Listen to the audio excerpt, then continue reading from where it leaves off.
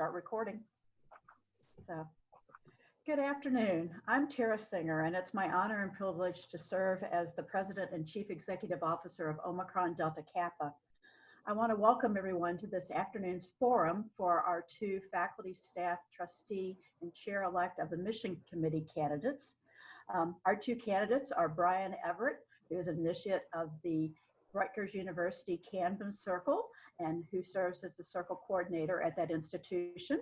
Our other candidate is Greg Singleton, who is a Memphis State University, now known as the University of Memphis Circle, who is our sitting circle coordinator at Austin Peay State University. Profiles for both of these candidates may be found on our website.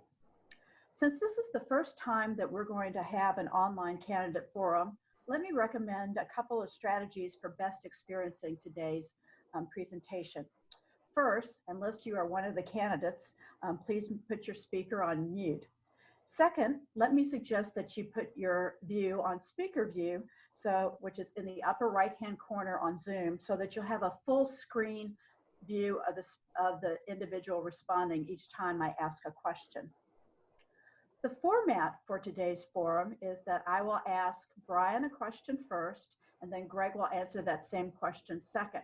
With the next question, I will ask Greg first and Brian second. We will go back and forth through the 9 questions. At the conclusion of the questions, my colleague, Tim Reed, who is our Vice President for Membership and Operations, will read questions from the audience. Please submit your questions to Tim through the chat feature on Zoom. When we begin with audience questions, Brian will go first and Greg will go second. So let us begin. Brian, so here's the softball question of the day. What is your current professional position and academic background? So currently I serve as an assistant dean for the Honors College at Rutgers University Camden, and my educational background includes a bachelor's degree in Spanish and urban studies, and a master's degree in public administration. And in the fall, I'll be going back to school for a PhD in public affairs. Thank you. Greg, what about your professional background and academic background? Well, first of all, thank you for everyone who joined on the forum this afternoon. And as Dr. Singer said, my name is Greg Singleton. I currently serve as the Associate Vice President for Student Affairs, Dean of Students, and Deputy Title IX Coordinator at Austin Peay State University, which is in Clarksville, Tennessee, not Austin, Texas, as a lot of people think. I'm currently in my 13th year at Austin Peay and in my 32nd year in higher education, having previously worked at the University of Miami, Purdue University, and at my own alma mater, the University of Memphis. I was a first-generation college student and was fortunate enough to have a tremendous undergraduate experience, which inspired me to pursue my passion, which was working in higher education. From an educational perspective, I obtained an associate's degree in education, a bachelor's degree in elementary ed. I have 2 graduate degrees, one in student personnel services and counseling, and the second in educational leadership and policy studies. And I've also completed my doctoral coursework, my comprehensive exams, and my oral defense in educational leadership at Florida International University. And then lastly, I've been fortunate enough to have completed the Harvard Institute for Higher Education Management Development program. Thank you. Brian, in the interest of fairness, since Greg spoke quite a bit, is there something else about your background that you would like to share? The only other thing that I'll offer for now is for the past 3 years, I've also been a part-time lecturer in our leadership studies minor. So I've been teaching Introduction to Leadership Studies at Rutgers Camden. Thank you. Thank you. Greg, please tell our viewers who are our current circle coordinators and faculty advisors about your ODK experience and involvement. Okay. My ODK involvement really started about 36 years ago. I served as the circle president of my undergraduate circle at then Memphis State University, now University of Memphis, and also served as the alumni circle president at my alma mater as well. Since that time, I've served as both a Circle faculty advisor and Circle coordinator for the last 22 years at both the University of Miami and at Austin Peay State University. On a national level, I've served as a province director for the state of Florida, 3 years on the National Advisory Council, and have served on numerous committees within ODK over the past 13 years. I'm currently on the Equity and Inclusivity Committee, Membership and Circle Standards Committee, and the Policies and Procedures Subcommittee. Thank you. Brian, please tell our viewers about your background in ODK. So my background in ODK is rather new. ODK was brought to my campus at Rutgers Camden due to a suggestion of one of my former colleagues. So through that suggestion, my previous director and I helped to initiate the first charter within the Rutgers University system. And ever since then, I have served as the Circle coordinator for what we refer to as the Scarlet Circle. Thank you. Thank you. Brian, why are you interested in the opportunity to serve as the faculty staff trustee? So I particularly enjoy this type of work. One thing that I didn't mention earlier is I'm also a ongoing staff senator for Rutgers University's University Senate. So I really do enjoy the deliberative work that this will require. I'll also be running for the executive committee for our University Senate. But I also am particularly interested in this position because I think that leadership education is of the utmost importance today and going forward, especially as our entire world has changed even from the past 2 months and going forward. So finding any sort of way to help non-traditional and traditional college students gain a better understanding of what leadership is and what some approaches to leadership are, that is what I am most interested in. Thank you. Greg, why are you interested in this opportunity? To me, it's very simple. I wanted to, or want to continue to give back to an organization that has provided me personally with some wonderful professional development opportunities throughout my career. And additionally, I'd like to complement the structure of the Board of Trustees as someone who served as both a faculty advisor and a Circle coordinator who has extensive experience at the campus level for the last 22 years. Thank you. Thank you. The next set of questions are about Omicron Delta Kappa at both the national level and at the Circle level. So you can think about it on the macro level and the micro level in that perspective. Greg, from that perspective, what do you think are the 3 top issues facing Omicron Delta Kappa as an honor society at the national level? Okay. That's a good question. I read an article recently that stated that the only thing that's certain is uncertainty.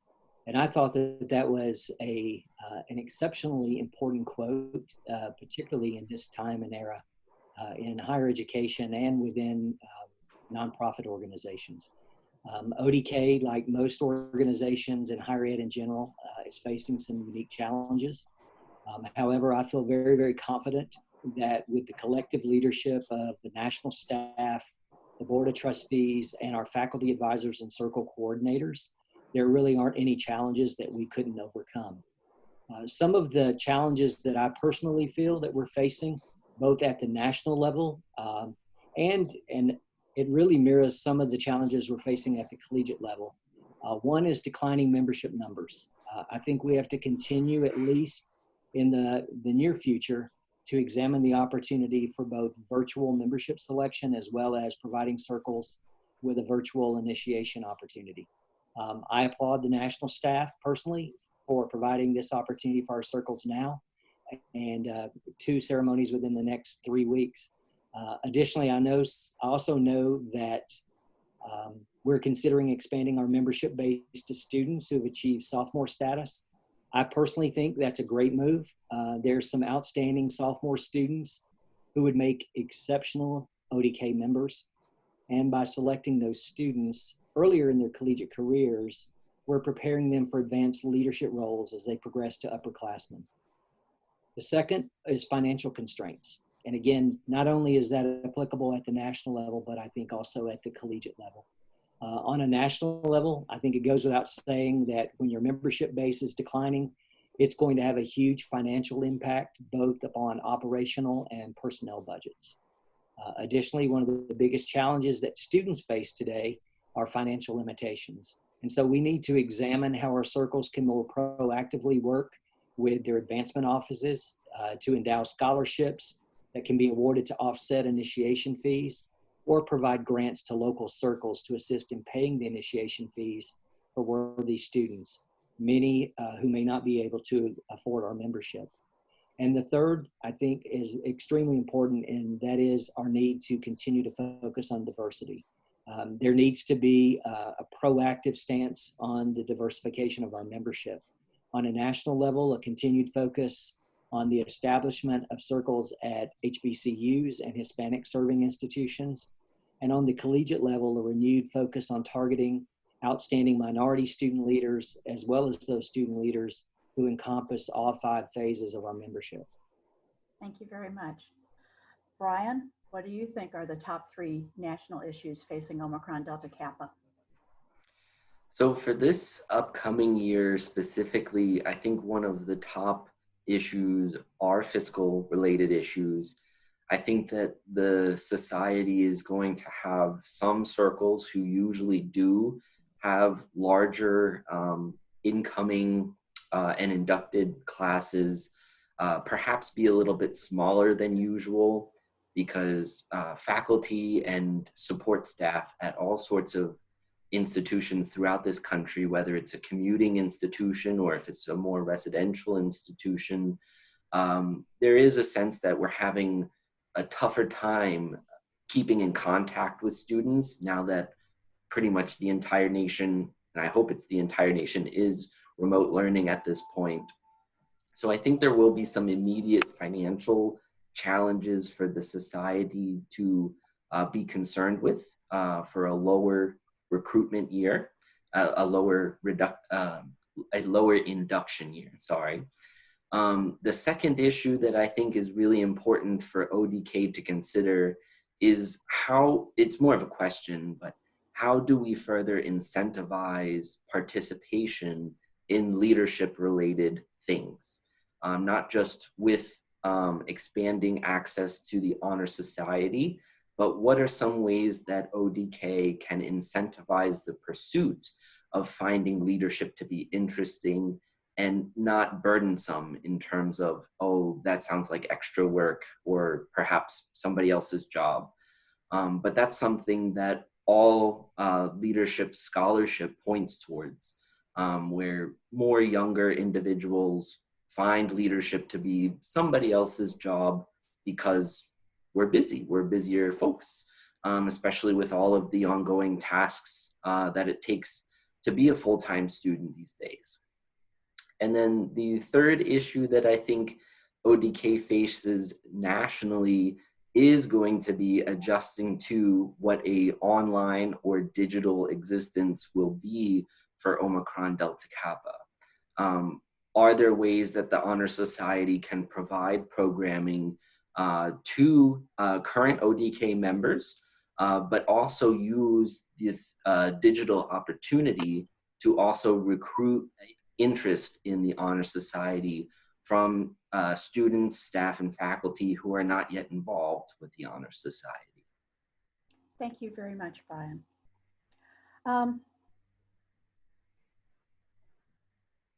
Brian, how might you explain that more, one or more of those concepts more fully?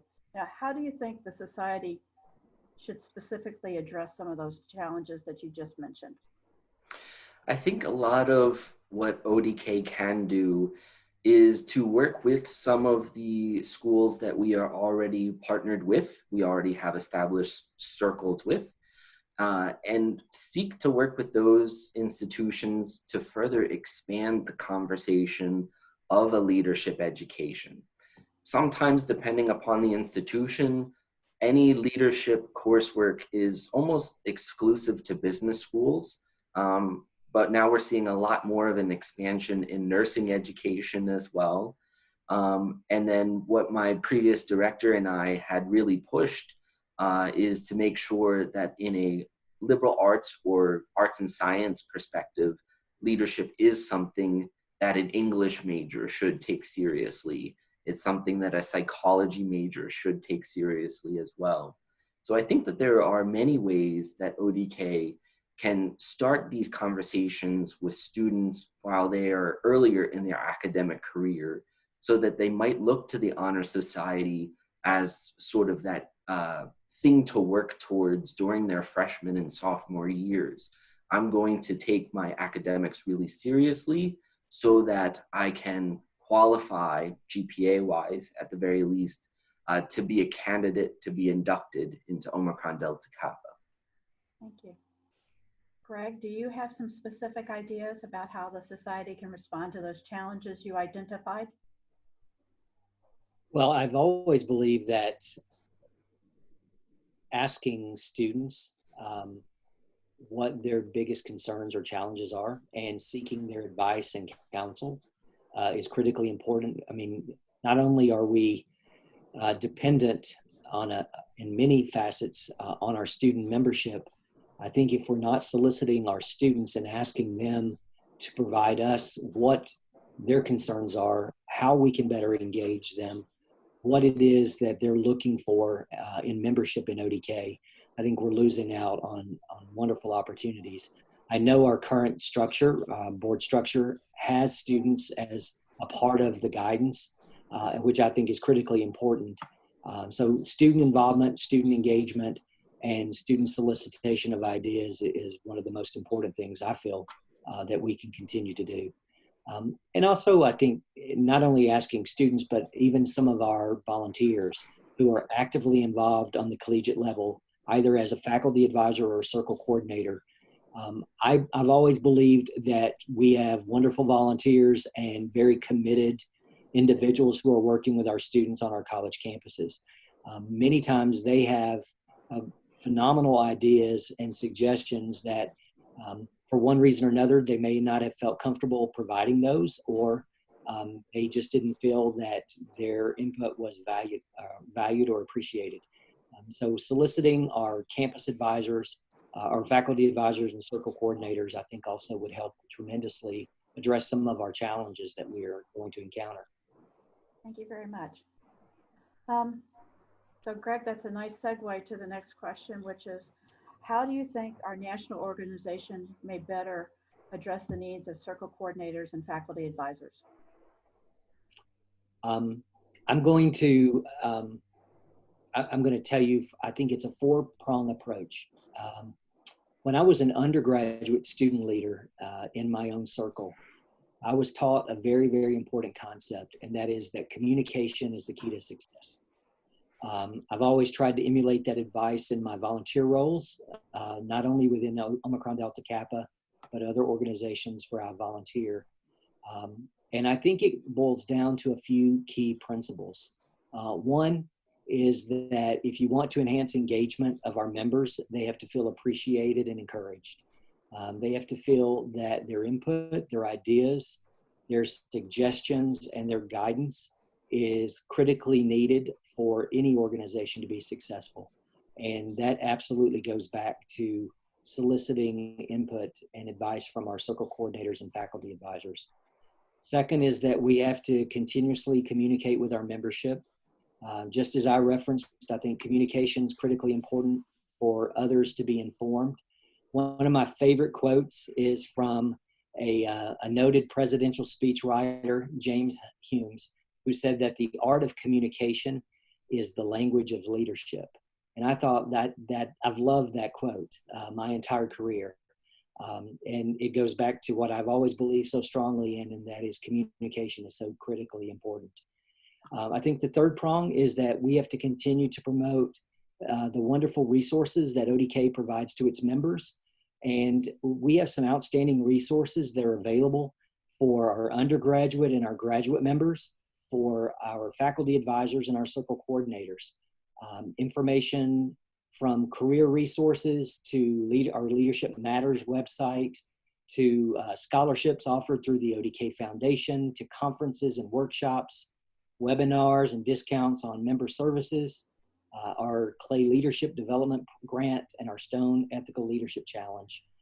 I think there's just an overwhelming number of resources that are available to our membership. And that's one of the great ways to continue to enhance our circle coordinators and faculty advisors to be actively involved and engaged.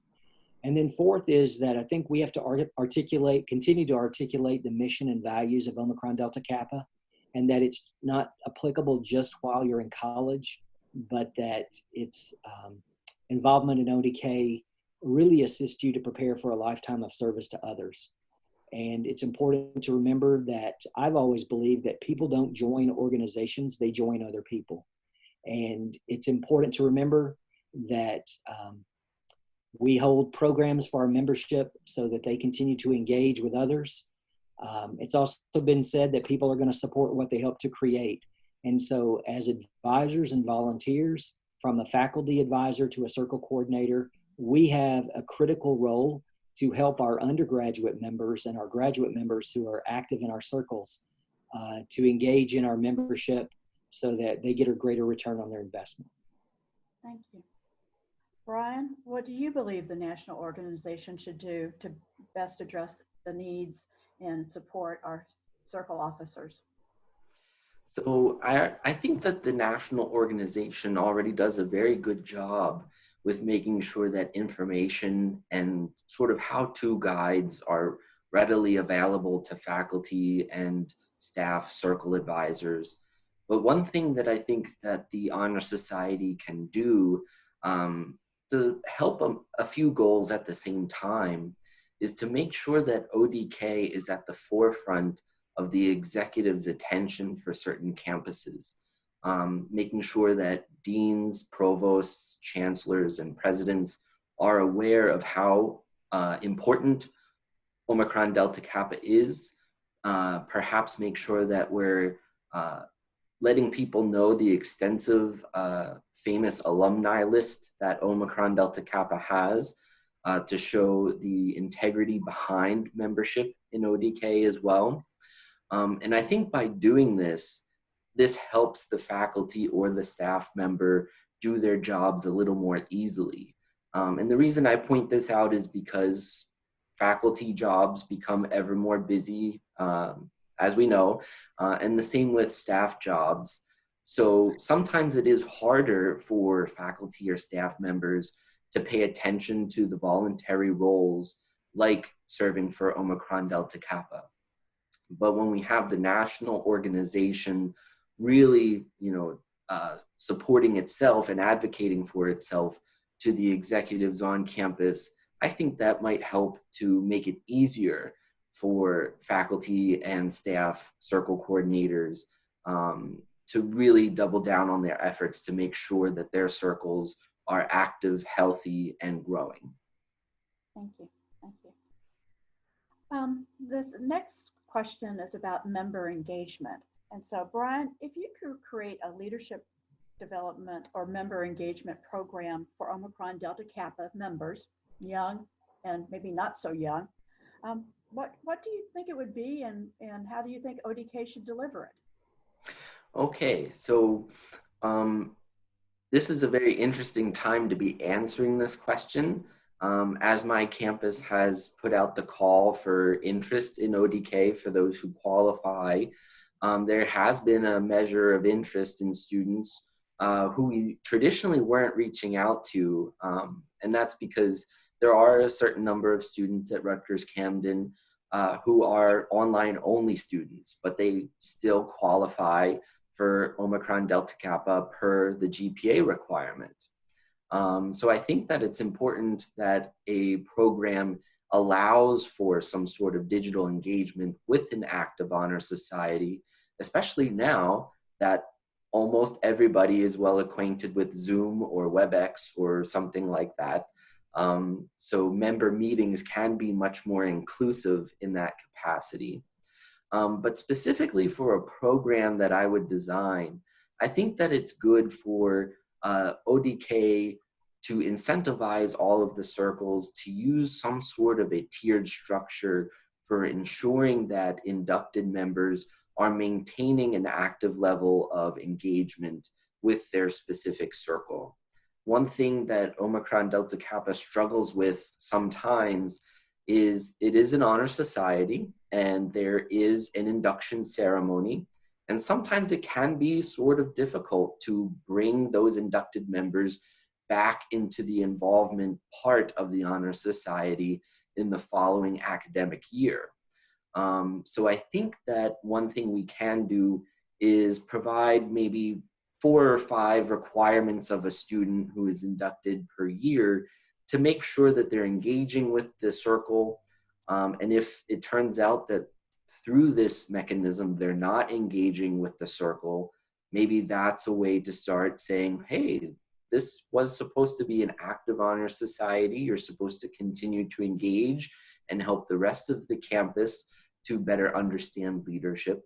So I think that some way to make sure that we're not letting the faculty and staff and then the elected student representatives sort of figure it out on their own. If we could provide a sample slate for them, I think that would be helpful.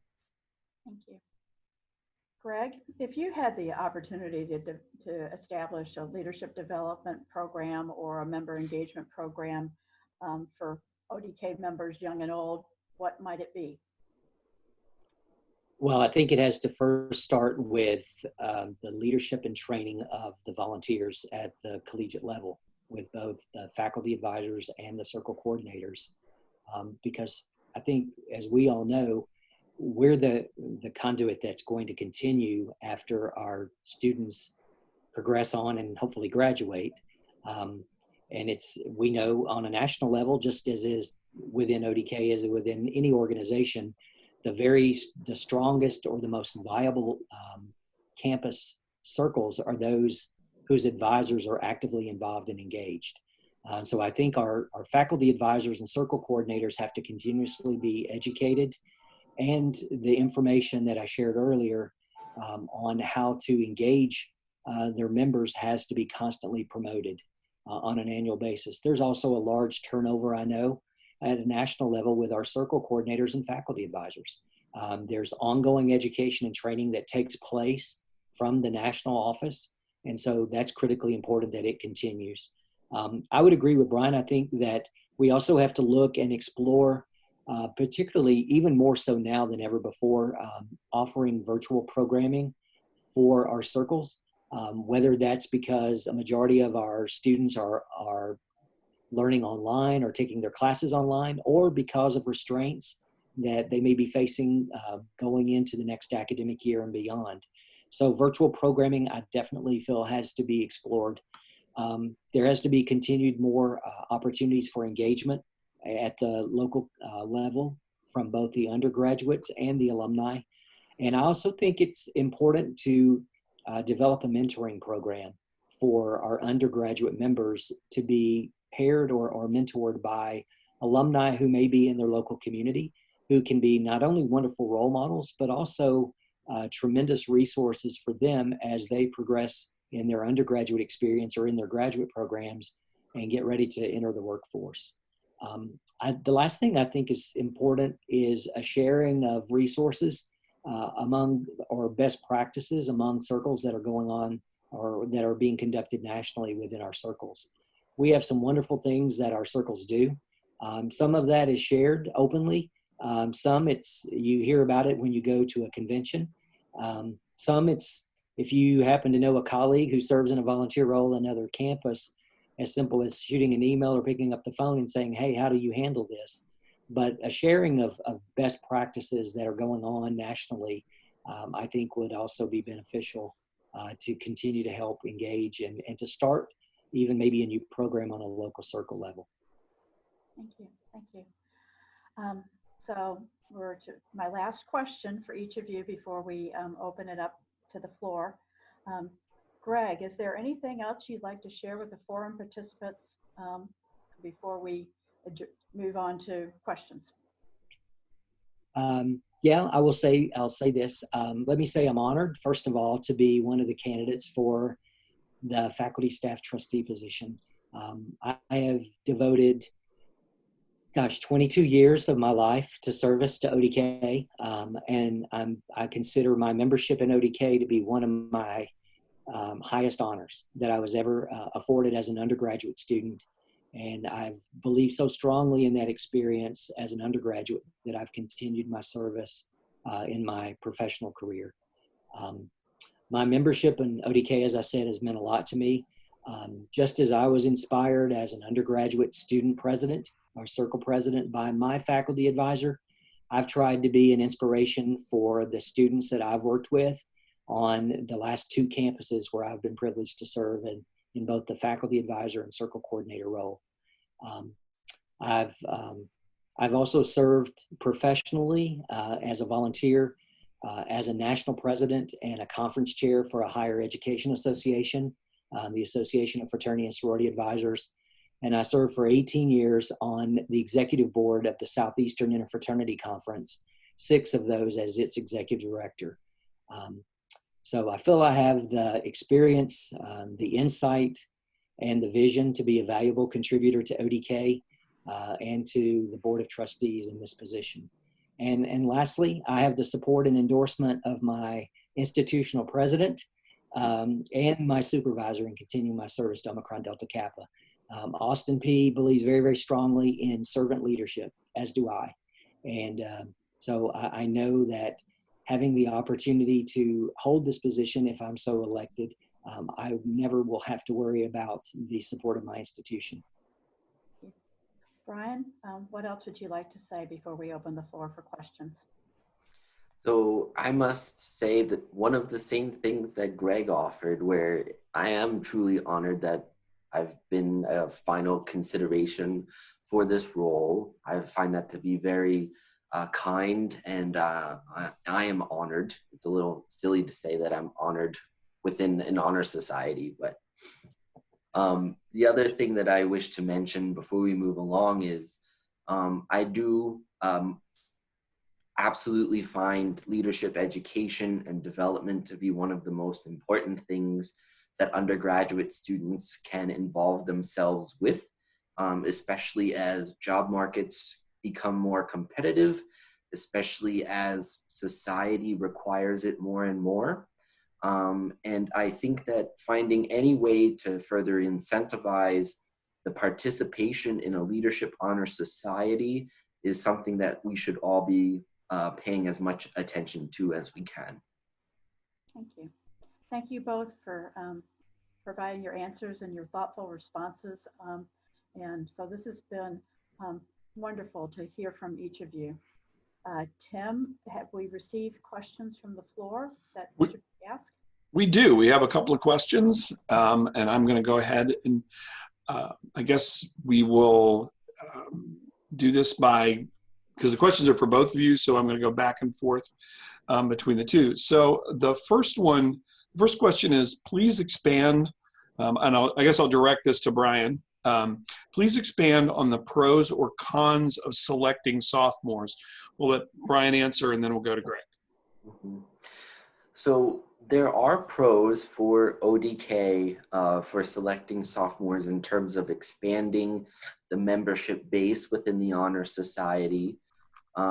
There's also the pro that we can consider where we're incentivizing participation in the Honor Society earlier in a student's academic career.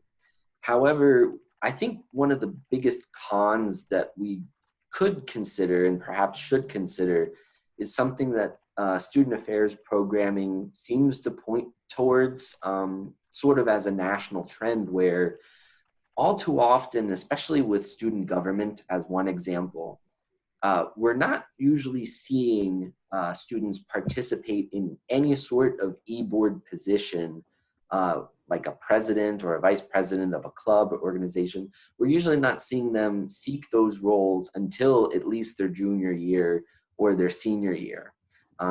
That might be something that's specific to a commuting campus, but I think that allowing students access to ODK as of their upcoming junior year, that allows them to further develop themselves and perhaps become more embedded into their campus community, so that they might be able to better identify one of our 5 pillars that they best identify with.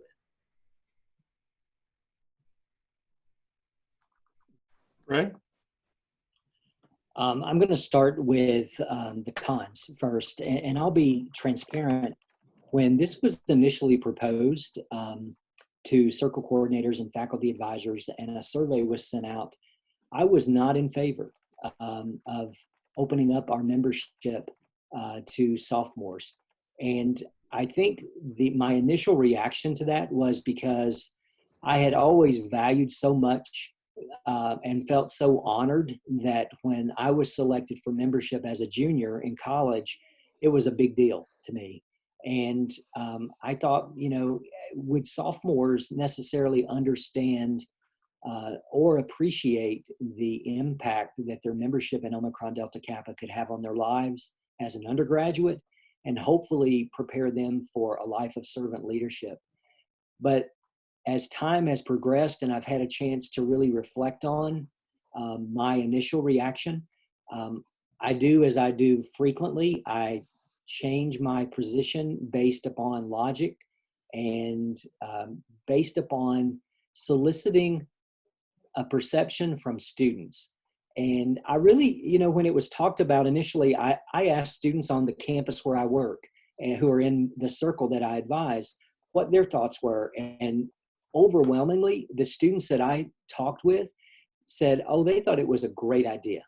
And so when I asked further why they felt that way, one of the answers that a student shared with me was something that I never really thought of, and it really hit home. And that was that if you've got a student who possesses the qualities that we are looking for in membership, and they are working to cultivate the core values that we believe so strongly in, why would we not offer that opportunity to a student so as a sophomore, so that by the time they are a junior or a senior, they're more actively involved and engaged in our circle at the collegiate level, and they more fully understand the true mission of what ODK is about. And I really thought a long time about what that student said to me, and it really made a difference in my perspective. I do think, though, one of the biggest pros that can come about is not only is it going to enhance our membership base from a financial perspective, but more importantly, I think Omicron Delta Kappa is all about leadership. And I believe we have some wonderful students who are sophomores in classification, but in maturity, they act as if they're seniors. And they have the ability to be outstanding ODK members. They just may not, just because of the number of credit hours they've accumulated, have been given the opportunity to prove themselves worthy of our membership. And so I think, to me, if a student possesses the qualities that we are looking for and has the ability to be an outstanding member, they should have the opportunity to seek membership. Thank you. Tim, I believe you have another question. I do. Actually, I have a bunch more questions, which is Okay. exciting. So let me, we're going to start with Greg again. Please expand on the virtual membership engagement concept. In particular, and I'm actually going to say this question is from Mike Burglar. In particular, I'm interested in engaging graduate students. Almost all of our graduate students are online. Greg? I was laughing earlier before the audience members joined. I said, I don't think I've ever been on so many Zoom meetings in my whole career that I've experienced in the last 30 days. But you can have some wonderful connections with members, even if it's not face-to-face. You can still do it virtually, whether it's through a virtual meeting, a virtual program. The opportunity to be involved and engaged doesn't necessarily mean that it has to be done face-to-face. Virtual education, virtual connectiveness is just as effective in many ways as face-to-face interaction. I think my preference would always be face-to-face, but in today's environment and with some of the restrictions that our students face, whether it's work or family commitments or just the lack of ability to be physically present for ODK activities, engaging them virtually is better from my perspective than no involvement at all. Thanks. Brian? So I agree, especially now that the entire higher education community, for the most part, is well acquainted with a Zoom type of meeting. I think as long as an institution has access to these sorts of technologies, that can definitely facilitate an online ODK experience for a circle. And again, I'm going to agree, I too prefer face-to-face, but when there are an increased number of online learners, when graduate students are a busier population of students than most, I think that offering some sort of Zoom capability or recorded meeting style, that increases the accessibility of ODK. But there's a whole bunch of other things that we could consider too. Perhaps ODK membership could be integrated into learning management softwares or portals. We use Canvas. I forget what the real name of them are. But you can basically use a learning management software to design an ODK course where there's meetings planned there. Perhaps you facilitate ODK meetings as a class, but you're also able to deposit a lot of references to information or YouTube videos. If a professor for that university has given a lecture on leadership that the circle wishes to view, that's an easy way to keep account of that as well. Great, thanks. Let me go, I'm gonna scan down my list. Again, and I'm gonna put this one out because Mike Bergler is coming to us from the West Coast, so it's very specific. This starts with you, Brian. What resources should the society make available to circles in the far West who have a travel burden for a convention or an event? So I think that there definitely needs to be an understanding that these centennials and conventions, they're something that we want all students to be able to get to as much as possible. But I know from my personal undergraduate experience, that was never the case. I was never able to study abroad. I was never able to travel because most full-time students, especially at commuting institutions, you're also working a part-time job that is basically full-time hours at the same time.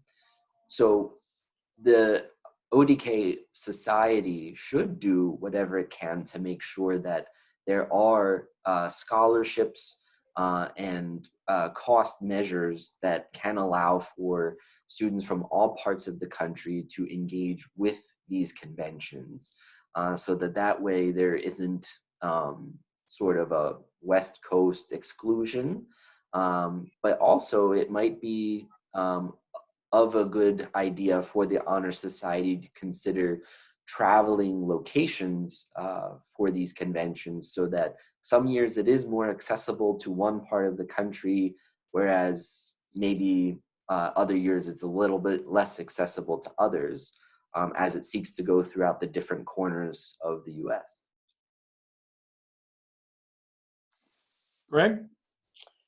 I'm going to, some of the things Brian said, I would also agree with. I think there's absolutely restrictions regardless of where the convention is going to be held. There's always going to be some sort of challenges, whether it's in the West Coast, the East Coast, South, or North, based upon proximity and the ability to travel. We know, unless you're booking an airfare right now, which is really dirt cheap, But there's always going to be some financial constraints for our circles to attend. And that's unfortunate, but I think it's going to always just be a reality. But virtually recording the convention as it's occurring and being able to live stream that for the members of circles who cannot attend. It's not necessarily the same experience as being there in person, but nonetheless, they still have the opportunity to see firsthand how a convention is run, what happens from the business perspective, as well as having the opportunity to attend some of the educational sessions if they're live streamed and provided to our members, regardless of where they're coming from. I would agree with Brian about providing scholarships or grants for our circles to attend. And I know that's always a financial constraint, but I know as a donor to the foundation, I would be very, very willing, as I think many alumni are, if we know that our monies are going to provide assistance for our circle members to attend a convention, then I hopefully feel that more and more alumni would be willing to give and contribute to help offset some of the cost of that.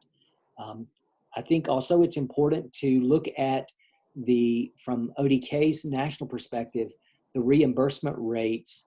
And I know we do this already there's mileage that's given or reimbursement by mileage, but even looking at for those circles that have had to travel the furthest distance to see if there's more of a financial incentive for them to attend in lieu of just the standard reimbursement rates that we provide based on mileage. And then the last thing I would say is I know that as the national conventions are planned and we're looking years in advance of the locations, hopefully looking as I know most higher ed associations do, of looking at different geographical locations across the country to hold a convention. Sometimes that becomes cost prohibitive based upon the number of circles that we have in certain locations. But if we're able to move the convention sites so that they are more reasonably or geographically located and rotated, I think that would be more of an enhancement for circles who traditionally could not attend, maybe to plan for in the future to go to a convention if they know it's going to be in their geographical area 2 years down the road. Great, thanks. Good answers from both of you. The last question we have today, and we're going to start with Greg. You sort of mentioned this, but talk about the importance of giving at the board level. There is an expectation that all board members contribute in some way, and talk about why that's important. Well, I think it goes back to one of my statements that I made earlier, in that people support what they help to create. Those that are willing and able to give financially, I think when they see the contributions that our undergraduate members receive, or the benefits they receive from their financial contributions, that's a great incentive. I do think, as an organization that is a nonprofit, a 501c3, we need to always be continuously cultivating, giving back to an organization that's given so much to us. And it kind of goes back to the saying, you pay it forward. I do that as a donor in lots of organizations. I'm able to do that in my career, thank goodness. But I also know that when I give to Omicron Delta Kappa, that money is going to be used for the benefit of our students and for continuing to enhance their leadership education. And to me, that's a worthwhile cause. Leadership is timeless, and I think the mission and our values of our organization are timeless. And just as I enjoyed and was able to benefit from contributors back when I was an undergraduate, I feel a strong commitment as an alumnus and an active volunteer for ODK to continue to contribute myself. Thanks, Brian. So I will agree. The saying is something along the lines of priorities of a budget, priorities of an institution are detailed in the budget. And the same should go for the individuals who sit on the board. One of the best things that I've ever experienced in my rather short professional career so far was my previous office. It was the Leadership Institute at Rutgers Camden. We received a donation from the dean who we reported to, and that was one of like the nicest feelings during work that I've ever had. And board members should be able to contribute what they can in order to support the ongoing mission and efforts of the Honor Society, especially when we do consider the impact that the Honor Society has on undergraduate students throughout the nation. You need to unmute. Great, thanks. Tara, that's all our questions, so I'm going to turn it back over to you. Unmute me. There you go. Thank you. Well, I want to thank everybody for their participation today. It's been good to see people who have viewed the forum, and Brian and Greg, we really appreciate both of your willingness to be the candidates for the important position of faculty, staff, trustee, and chair-elect of the mission committee. We will be sending out the information about the election process toward the end of April to the sitting faculty advisors and circle coordinators. The election will open on May 1 and close on May 15th. And we will announce the results shortly after that. So thank you. And again, if you'd like to review the profiles of our two candidates, they're available on the ODK website at odk.org. Thank you very much and have a good afternoon.